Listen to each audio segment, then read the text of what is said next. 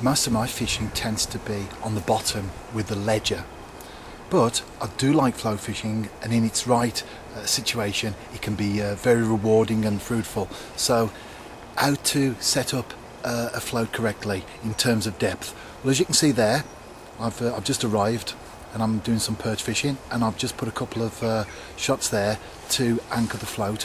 When you go to a venue, particularly one you've never been to before, have a guess at what the water is. So in this instance I've got 7 feet of line there, and then right at the end we come to, see my little anchor shot there, that's something else, but there's the hook.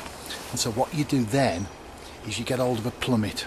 So get different types and shapes and sizes, and all you do is you tie your hook as normal, and there's a little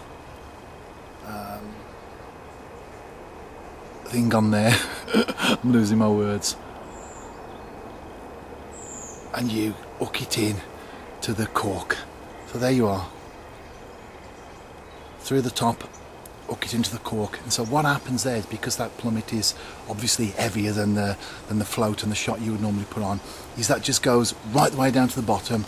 So you float, back to my float, so your float will hit the water like so, and it will sink, indicating to you that you need to put more line on. Obviously move your anchor shots up a little bit, or it will lie flat, and then you need to drop it down. But what it does, two things really, is first of all, which is obvious, it allows you to present your bait exactly as you want it, and that's important, particularly during the winter months. In the summer a lot of anglers fish up in the water, certainly on commercial venues they fish up in the water, the fish are feeding freely, but in the colder months the fish are not quite so free in their feeding, so they will tend to hug the bottom perhaps, and certainly on the types of venues that I fish that aren't stocked, and you have to work hard sometimes to locate the fish. So that's the first thing. It helps you to present your bait exactly as you want it. Just imagine you've just cast out blind,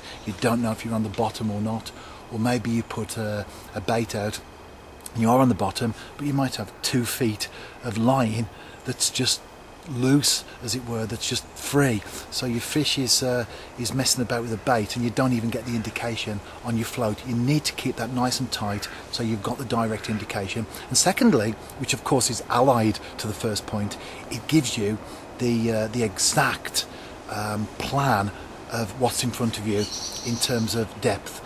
I'm amazed really at the number of anglers who just cast out blind. They'll go to a river or a lake or a venue of any description, and they will just set up and cast out.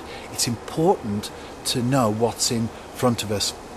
Now of course if you're on a big lake and there's lots of other anglers, you can't spend the whole day just walking around the lake trying to produce a plan of what's in every swim, but you can do it in your own peg.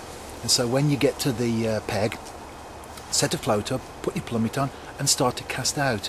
And it's amazing because you get sometimes 3 foot of water in the margins, and then it shelves out to 6. But then, say to the left of you, you've got an 8 foot drop. And if you hadn't have put the plummet on and spent a few minutes doing that, you wouldn't know that you've got that. And in the winter, where are the fish going to be? Well, try the 8 foot section for a start. So it's important to do that, because you might just be casting into 2 feet of water or 3 feet of water, whereas the fish are probably just to your side and they're in 8 foot of water or whatever.